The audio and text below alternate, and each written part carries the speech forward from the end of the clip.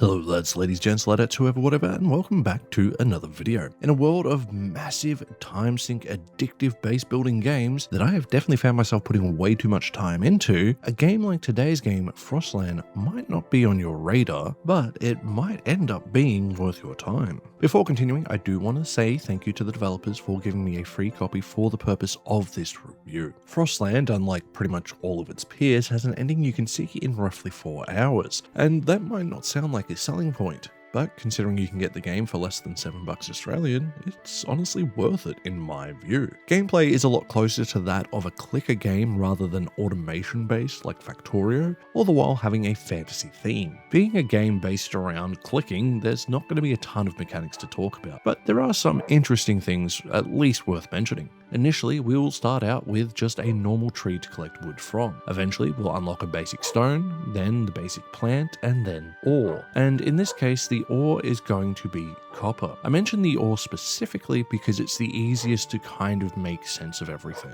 I'll need copper to be able to then make silver, and then I'm going to need copper and silver to be able to make gold. So those ores sort of feed into each other, and the plants, the trees, and the different types of stone all do the same thing. Essentially, we have a pyramid-based system here, where Tier 1 makes up the base, Tier 2 in the middle, and then Tier 3 at the top, clearly defining that we need the most of Tier 1, then a little bit of Tier 2, and not as much of Tier 3. Now, it doesn't mean this isn't going to take some time, but as I said, the game does have a pretty reasonable playtime for a clicker game, and I very much appreciate that. The pipeline of items that you need and what you need to craft is also so easy to follow. The odds are you're not going to get too lost. So why am I collecting everything in the first place? Is there going to be any automation to help out at least? Well, our goal's pretty simple. Unlock a staff that's locked behind a magical barrier by eventually making ourselves strong enough to collect crystals that are located in the highest tier of every resource. Just a quick note on that, you will never use those special tier resources for crafting in any shape or form. They are solely there for you to collect the crystal, as once you have gotten through them once in order to collect something, they're destroyed and done. As for automation, there is technically some, but this is a game where you'll see yourself micromanaging things more than you may like, and I can definitely accept that this might be the turning off point for some players. First and foremost, you can click at your own speed. The faster you click, the faster you'll collect resources. But if you want to go a little bit slower, instead of clicking like a madman for hours on end, you can hold down your click, which will do an auto click at a set pace, which you can upgrade. So how do I speed this up? Well, this is where the crafting and everything else sort of starts to come into play that you can do within this game. Once you have enough of the specific resources required, you can actually upgrade your tools, and this will change how much power they have behind each click and allow for you to get to the higher tier of resources themselves. The tools follow a very logical pattern. Where things might be a little bit confusing, at least initially, is the tree in the middle that you give resources to in order to upgrade. Now, that tree is very simple to follow because it will just tell you what you need. However, there are moments where it's going to ask for certain resources you might not have seen before, and this is where you have to pay attention to that crafting system, where you can build new buildings. Because these buildings are going to actively unlock new components that you can create by combining resources or just processing a specific one. This will come down to you making sure you have paid attention to what you've built, where you've built it, and trying to make it as efficient as possible for your own playstyle. And that's something I actually really love with this game, because you can make it as engaging as you want or as peaceful as you want. There's no time limit, there is no need to rush, but you can go as fast or as slow as you want. Want to watch something while you play? Great.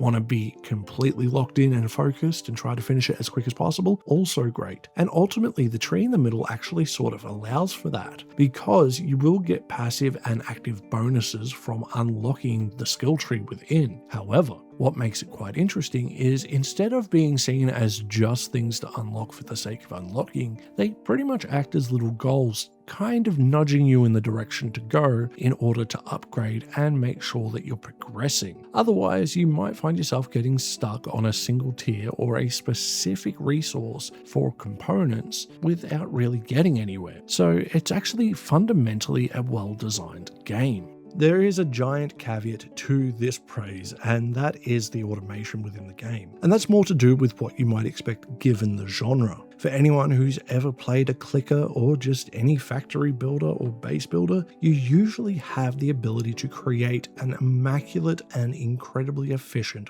base. However, here we don't really get that option. We can definitely create an efficient base, but we are going to be micromanaging because we can't automate putting these resources into our buildings to create components. We can put enough resources in for them to create a couple, but we do need to micromanage them. Now this again is more for those who are hardcore fans of the genre. If you're someone looking to get into this genre but are a bit overwhelmed by games like Factorio or Satisfactory that can easily take up thousands and thousands of hours of your life with how incredibly addictive they can be, well, this might be a good game to begin with. It's simple, it's easy to follow, and honestly, given its price point, as I mentioned earlier, you can't really go too wrong. Now, there's one last thing I need to talk about, and that is this game's presentation. Being another pixel art game, it's about as good as I would expect. Things look nice and are well made. The animations are pretty solid and satisfying. When I click on something, it's very clear that I am clicking, so I know how much I am clicking on it. The UI is simple and very straightforward. The only thing I kind of wish is that there was a little bit more happening within the area where we collect things. And by that, I mean maybe some birds or just animals walking by. There are some little Easter eggs. If you go to the edge of the map, you can see some penguins and deer, which is nice, but I would have liked just a little more visual flair. The soundscape's pretty solid, with one massive standout, which is the sound when you drop off a bunch of resources.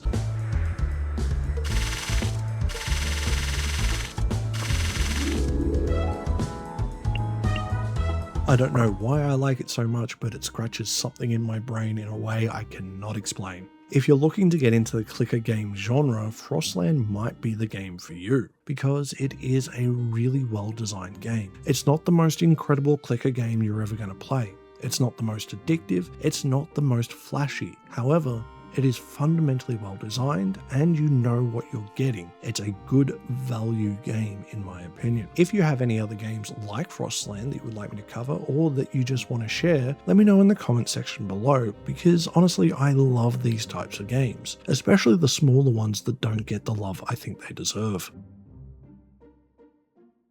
So with that, lads, ladies, gents, ladetts, whoever, whatever, it brings us to the end of another video. I hope you enjoyed this look at Frostland. I know this is a game maybe not a lot of people are interested in, but I do think it's a game worth playing, especially if you want to get into the clicker genre, because it can be definitely overwhelming, especially a lot of base building games, because it starts to get pretty crazy pretty quick. So if you enjoyed the video, please consider hitting that like button. If you want to go one step further, you can hit the subscribe button, and if you want to go that extra mile, you can support me on Ko-fi, Patreon, and YouTube memberships like these lovely people here. Furthermore, you can also support me through my link in the description below for Green Man Gaming, where you can pick yourself up a game of your choosing while I get a little bit of a kickback. With that, I'll see you guys in the next one. Stay safe out there.